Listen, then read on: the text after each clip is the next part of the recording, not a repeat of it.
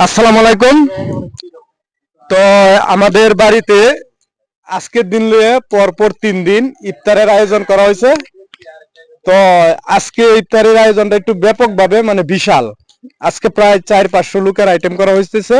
তো আমি একটু জিজ্ঞাসা করব আমাদের বাবুর্চিখানায় যারা নিয়োজিত আছে পাক শাকটা কেমন হইতেছে বা কিভাবে করতেছে, যেহেতু একটা বড় আইটেম। তো আসেন একটু দেখাই আমি।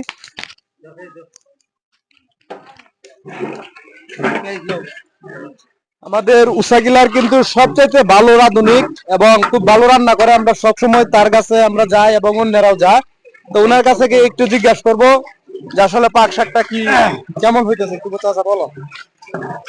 পাক শাক রোজা মায়ের দিন ভালো করার চেষ্টা করি সবসময়, সকলের দোয়ায়। কি কি আইটেম থাকছে? বিরিয়ানি থাকবে। তো ইফতারের যে আইটেমটা আজকে, এই আইটেমটা হচ্ছে বিরিয়ানি।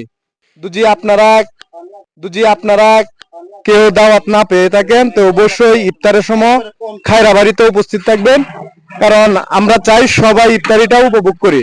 আজকের ইফতারিটা অনেক বড়, তো সবাই ইনশাল্লাহ থাকার চেষ্টা করবেন ইফতারের সময়। ধন্যবাদ সকলকে।